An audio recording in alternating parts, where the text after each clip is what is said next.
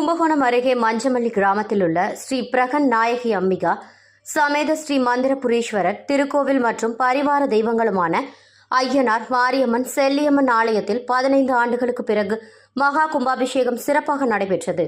இதில் ஏராளமான பக்தர்கள் கலந்து கொண்டு சுவாமி தரிசனம் செய்தனர். கும்பகோணம் அருகே திருவிடைமருதூர் தாலுகா மஞ்சமல்லி கிராமத்தில் எழுந்தருளி அருள்பாலித்துக் கொண்டிருக்கும் திருவாடுதுறை ஆதீனத்திற்கு சொந்தமான ஸ்ரீ பிரகன் நாயகி அம்பிகா சமேத ஸ்ரீ மந்திரபுரீஸ்வரர் திருக்கோவிலில் சிவபெருமான் சூரனை வெல்வதற்கு ஸ்ரீ முருக பெருமானுக்கு மந்திர பொருளை உபதேசம் செய்தருளனமையால் ஸ்ரீ மந்திரபுரீஸ்வரர் என்ற திருநாமத்துடன் திகழ்கிறார்.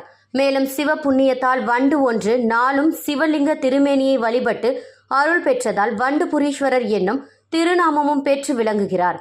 முருக பெருமான் இங்குள்ள தீர்த்தத்தில் நீராடி பெருமானை வழிபட்டமையால் இங்குள்ள தீர்த்தம் கந்த தீர்த்தம் என்று அழைக்கப்படுகிறது.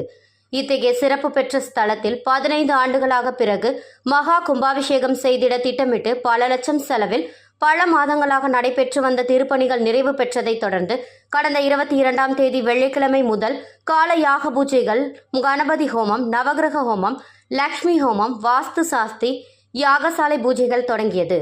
இன்று காலை பரிவார தெய்வங்களுமான ஸ்ரீ ஐயனார், ஸ்ரீ மாரியம்மன், ஸ்ரீ செல்லியம்மன் ஆலயத்தில் மகா கும்பாபிஷேகம் நடைபெற்றது.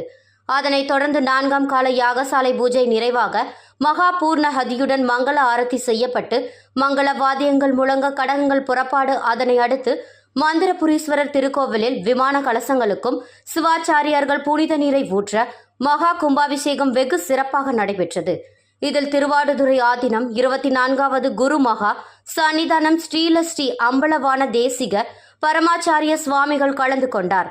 தொடர்ந்து பக்தர்களுக்கு அருளாசி வழங்கினார்.